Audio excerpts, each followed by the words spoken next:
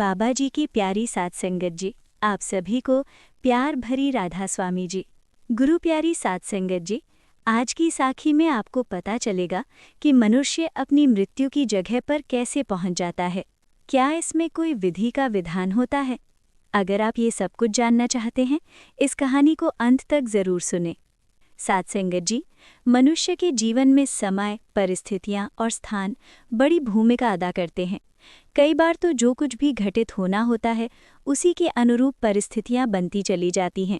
कलयुग में एक ही चक्रवर्ती सम्राट हुए हैं और वो थे सम्राट विक्रमादित्य, जिनके नाम पर भारतवर्ष में विक्रम संवत की शुरुआत हुई। विक्रमादित्य एक बहुत ही पराक्रमी, विद्वान, कुशल, प्रजापालक और परोपकारी राजा थे। राजा विक्रमादित्य अपनी प्रजा को बहुत प्यार करते थे। राजा रात में वेश बदलकर अपनी प्रजा के हालात जानने के लिए नगर में निकल जाया करते थे। एक बार की बात है, राजा विक्रमादित्य वेश बदलकर रात को नगर में निकले। राजा को घूमते घूमते अमृत वेला का समय हो गया। अमृत वेले के समय राजा विक्रमादित्य नगर की परिक्रमा करने वाले मार्ग से गुजर रहे थे। मार्ग के दूसरी ओर घना जंगल शुरू हो जाता था। तभी अचानक राजा ने देखा कि एक लकड़हारा कंधे पर कुल्हाड़ी लिए जंगल में प्रवेश कर गया और लकड़ी काटने के लिए एक ऊंचे वृक्ष पर चढ़ गया। तभी राजा ने देखा कि एक भयानक रीछ दौड़ता हुआ आया और उस वृक्ष पर चढ़ने लगा, जिस पर वो लकड़हारा लकड़ी काट रहा था। रीछ को वृक्ष पर चढ़ते देखकर राजा को बड़ा आश्चर्य हुआ, क्योंकि रीछ तो वृक्ष पर भी चढ़ ही नहीं सकता था। उस लकड़हारे ने जब उसे अपनी ओर आते देखा तो वो बहुत घबरा गया और डर के कारण उसके हाथ से पेड़ की टहनी छूट गई और जमीन पर गिरकर उसकी मृत्यु हो गई। उसके बाद रीछ पेड़ से नीचे उतरा और राजा के देखते ही देखते उस रीछ ने एक सुंदर लड़की का रूप धारण कर लिया और जंगल के नज़दीक स्थित एक कुएं के पास जाकर बैठ गई। राजा दूर खड़ा ये सब कुछ देख रहा था और सोच रहा था कि ये लड़की बने हुए रीछ अब क्या करेगा। थोड़ी ही देर बाद राजा के दो सिपाही उधर से निकले और इत्तेफाक से दोनों सिपाही सगे भाई थे। छोटे भाई की नज़र जब कुएं की मुंडेर पर बैठी उस सुंदर लड़की पर पड़ी तो वो बड़े भाई से बोला, देख भाई, कितनी सुंदर लड़की बैठी है, मेरा मन कर रहा है कि मैं इनसे विवाह कर लूं। बड़े भाई ने कहा, बड़े भाई के होते हुए छोटा भाई कैसे विवाह कर सकता है? बड़ा होने के कारण पहल मेरी है, इसलिए इससे विवाह तो मैं ही करूंगा। तब छोटे भाई ने कहा, इससे पहले मैंने देखा है, इससे विवाह तो मैं ही करूंगा। तब बड़ा भाई बोला, हम तो व्यर्थ ही झगड़ रहे हैं, क्यों ना हम इस लड़की से ही पूछ लें और ये हम दोनों में से जिसे पसंद करेगी वही इस लड़की से विवाह करेगा। ये बात सोचकर दोनों भाई उस लड़की के पास पहुंचे। बड़े भाई ने लड़की से पूछा, हे सुंदरी, आप कौन हो और यहाँ इस जंगल में क्या कर रही हो? वो लड़की बोली, मैं पास के गांव में रहती हूँ और अपने पति की तलाश में निकली हूँ। लड़की की बात सुनकर छोटे भाई ने पूछा, तुम्हारा पति कहाँ है? तुम चाहो तो उसे ढूंढने में हम तुम्हारी मदद कर सकते हैं। तब वो लड़की बोली, अभी तो मैं कुमारी हूँ और किसी योग्य वर की तलाश में निकली हूँ। तब छोटे भाई ने कहा, हम दोनों भाई भी अभी कुंवारे हैं, अगर तुम चाहो तो हम में से किसी एक से शादी कर सकती हो। लड़की ने कहा, मैं तुम दोनों में से उससे विवाह करूंगी जो अधिक बहादुर होगा। इतना सुनते ही दोनों भाई स्वयं को एक दूसरे से श्रेष्ठ सिद्ध करने के लिए आपस में लड़ने लगे। लड़ते लड़ते दोनों भाइयों ने तलवारें निकाल लीं और एक दूसरे के पेट में घुसेड़ दीं। इस प्रकार तड़प तड़प कर दोनों भाइयों ने अपने प्राण त्याग दिए। ये देखकर वो लड़की जोर से हंसी और उठकर दूसरी दिशा की तरफ चल पड़ी। ये लड़की अब क्या करेगी? ऐसा सोचते हुए राजा विक्रमादित्य भी थोड़ी दूरी रखते हुए उस लड़की के पीछे पीछे चलने लगे। अब तक सुबह का समय हो गया था और सूर्य भी निकल आया था, परंतु राजा विक्रमादित्य एक रीछ का पेड़ पर चढ़ना और फिर एक सुंदर लड़की का रूप बदलने की विचित्र घटना अपनी आंखों से देखकर अपने होश खो बैठे थे। उन्हें अपनी भूख, प्यास और राजपाट के बारे में कुछ भी ध्यान न रहा। राजा को ध्यान रहा तो केवल उस रहस्यमयी सुंदर लड़की के विषय में जानने की जिज्ञासा। इसीलिए राजा सावधानीपूर्वक लड़की का पीछा करने लगे। लगभग 200 कदम आगे चलने के बाद राजा विक्रमादित्य की हैरानी की सीमा न रही, क्योंकि देखते ही देखते वो सुंदर लड़की अब एक लड़की नहीं रही, बल्कि एक जहरीले नाग का रूप धारण कर चुकी थी। वो जहरीला नाग अब बड़ी तेजी से आगे बढ़ने लगा। कुछ दूर आगे चलकर नदी बह रही थी। वो भयानक जहरीला नाग नदी किनारे पहुंचकर कुछ समय रुका और फिर राजा के देखते ही देखते नदी में कूद गया। नदी के बीचों बीच एक नाव चल रही थी, जिसमें बहुत सारे लोग सवार थे। वो जहरीला नाग उस नाव की तरफ बढ़ने लगा। सम्राट विक्रमादित्य नदी के किनारे खड़े होकर ये सब देख रहे थे। देखते ही देखते वो जहरीला नाग उस नाव में कूद गया। नाव पर नजर पड़ते ही नाव में भगदड़ मच गई और लोग अपनी जान बचाने के लिए पानी में कूद पड़े। उनमें से जो लोग तैरना जानते थे वो तो तैरकर नदी से बाहर चले गए, और जो तैरना नहीं जानते थे वे सभी पानी में डूबकर मर गए। थोड़ी देर बाद वो नाग नदी से बाहर निकला और नदी के किनारे किनारे आगे बढ़ने लगा। सम्राट विक्रमादित्य उसके पीछे चलने लगे। कुछ दूर जाकर राजा विक्रमादित्य एक बार फिर हैरान रह गए, क्योंकि उस नाग ने एक बार फिर अपना रूप बदल लिया। अब वो एक बूढ़े ब्राह्मण के रूप में था। विक्रमादित्य ने सोचा कि इस रहस्यमयी प्राणी के बारे में जानकारी लेने का अच्छा अवसर है, क्योंकि इस समय वो एक बूढ़े ब्राह्मण के रूप में है और मैं इसके बारे में आसानी से पूछ सकता हूँ। ये सोचकर राजा विक्रमादित्य जल्दी से उस रहस्यमयी ब्राह्मण की ओर बढ़ने लगे। राजा विक्रमादित्य तेजी से चलते चलते एकदम उस ब्राह्मण के सामने पहुंच गए और उसे हाथ जोड़कर प्रणाम किया। ब्राह्मण ने भी हाथ उठाकर उनका प्रणाम स्वीकार किया। तब राजा विक्रमादित्य ने पूछा, आप कौन हैं? वो बोला, तुम्हें दिखाई नहीं देता, मैं ब्राह्मण हूँ। राजा ने कहा, आप झूठ बोल रहे हो, आप ब्राह्मण तो नहीं हो। वो बोला, तो फिर तुम ही बता दो कि मैं कौन हूँ। राजा बोले, तुम वो नहीं हो जो नजर आ रहे हो। वो बोला, मैं जो कुछ भी हूं तुम्हें इससे क्या लेना देना, तुम अपने काम से काम रखो और यहां से जाओ। राजा ने कहा, मैं सच्चाई जाने बिना आपका रास्ता नहीं छोड़ूंगा, आपको सच्चाई बतानी ही पड़ेगी। वो बोला, मैंने तुम्हें बताया तो है कि मैं ब्राह्मण हूं।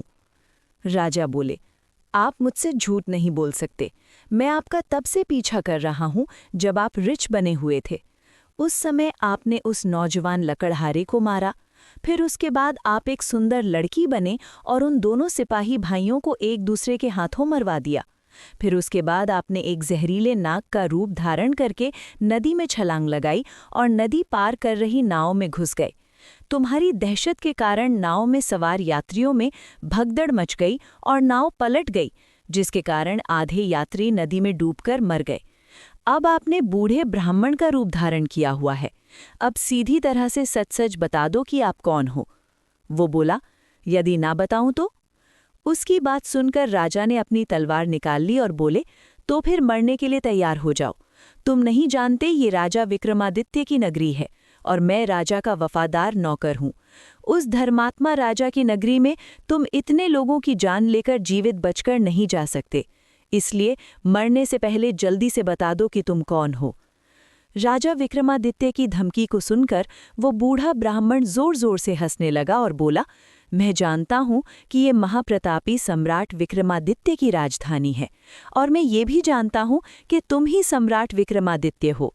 फिर भी एक बार जान लो, तुम मुझे मार नहीं सकते, बल्कि एक दिन ऐसा आएगा कि मैं ही तुम्हें मरने के लिए विवश कर दूंगा।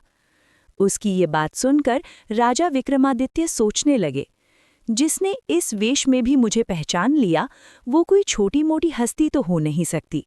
इसलिए राजा विनम्र होकर बोले, अब आपने मुझे पहचान ही लिया है तो कृपया आप बताएं कि आप असल में कौन हैं। तब बूढ़े ब्राह्मण ने कहा, बिना मेरी सच्चाई जाने तुम मानोगे नहीं, इसीलिए मुझे बताना ही पड़ेगा कि मैं कौन हूँ। राजन, अब ध्यान से सुनो कि मैं कौन हूँ और तुम्हारी राजधानी में क्यों आया हूँ। तब उस बूढ़े ब्राह्मण ने बताना शुरू किया, राजन, जो कुछ भी मैं बताऊंगा उसका एक एक शब्द ध्यान से सुनना। मेरा नाम काल है। तुम जानते हो कि इस संसार में जितने भी मनुष्य जन्म लेते हैं उनकी मृत्यु निश्चित है, इसलिए संसार को मृत्यु लोक भी कहा जाता है। जब मनुष्य माता के गर्भ में आता है तो उसके पूर्ण नाम बनने के बाद आत्मा उसमें प्रवेश करती है, अर्थात वो सजीव हो उठता है। मनुष्य के जन्म से पहले ही उसकी मृत्यु का समय, जगह और हालात, मतलब मृत्यु किस प्रकार से होगी, ये भी विधाता की ओर से निश्चित कर दिया जाता है। राजन, तुम ये भी जानते हो कि दुनिया के हर मनुष्य के जन्म मरण का लेखा जोखा चित्रगुप्त के पास है। जब भी किसी मनुष्य की मृत्यु का समय आता है तो वो धर्मराज को सूचित करते हैं। तब धर्मराज मुझे अर्थात काल को आज्ञा देते हैं। तब मैं मृत्युलोक अर्थात पृथ्वी पर आता हूँ।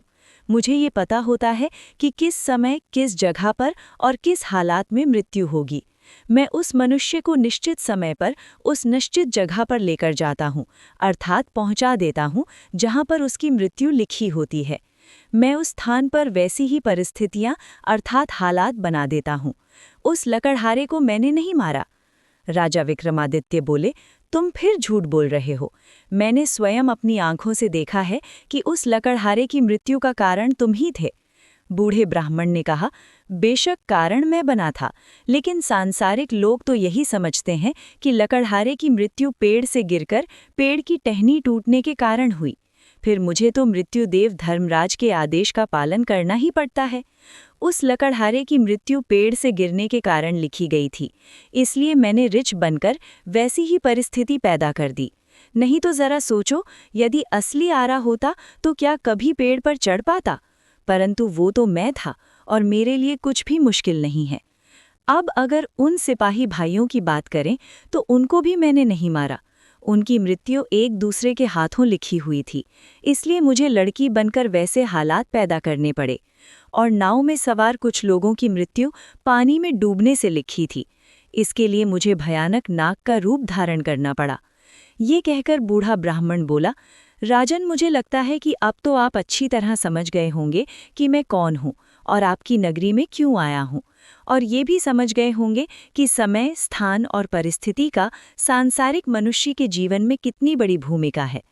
सम्राट विक्रमादित्य ने बूढ़े ब्राह्मण रूपी काल की बात बड़े ध्यान से सुनी और गंभीर हो गए। काल कहने लगा, राजन, अब मैं चलता हूँ। राजा विक्रमादित्य बोले, हे कालदेव, आपने मुझे बहुत अच्छी जानकारी दी है, जिसके लिए मैं आपका बहुत आभार व्यक्त करता हूँ। कृपया जाने से पहले मेरे एक और प्रश्न का उत्तर देते जाइए। जल्दी पूछो, मेरे पास इतना समय नहीं है। राजा विक्रमादित्य बोले, कृपा करके मुझे ये बताइए कि मेरी मृत्यु कब, किस स्थान पर और किस प्रकार से होगी। कालदेव ने कहा, राजन, ये मैं आपको जरूर बता सकता हूँ कि तुम्हारी मृत्यु कहाँ और किस प्रकार से होगी, परंतु ये नहीं बता सकता कि तुम्हारी मृत्यु कब होगी। राजा विक्रमादित्य बोले, कालदेव, मृत्यु का समय बताने में आपको क्या आपत्ति है? कालदेव ने कहा, राजन, यदि मैंने पहले ही आपकी मृत्यु का समय बता दिया तो आप इसी क्षण से चिंताग्रस्त हो जाओगे, और आप तो जानते हो कि चिंता चिता समान होती है।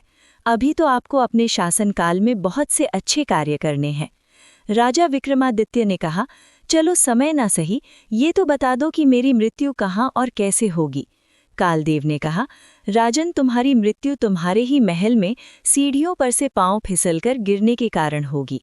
ये बात सम्राट विक्रमादित्य को बताकर बूढ़ा ब्राह्मण रूपी काल जल्दी से एक दिशा की ओर चल पड़ा और कुछ दूर जाकर गायब हो गया। इस वक्त तक सूर्य भगवान भी पूर्ण रूप से अस्त हो चुके थे। चारों तरफ अंधेरा हो गया था। राजा विक्रमादित्य अब तक शारीरिक और मानसिक रूप से बहुत थक चुके थे, इसलिए मन में गहरी सोच लिए हुए तेज कदमों से अपने महल की तरफ चल दिए। और साथ संगत जी, आगे चलकर सचमुच ऐसा ही हुआ। राजा विक्रमादित्य की मृत्यु महल की सीढ़ियों से फिसलकर गिरने से ही हुई थी। तो साथ संगत जी, आपको ये साखी कैसी लगी, हमें कमेंट बॉक्स में ज़रूर बताएं। और हाँ, अगर आप हमारे चैनल पर नए हैं तो हमारे चैनल को लाइक और सब्सक्राइब कर दीजिएगा। राधा स्वामी जी।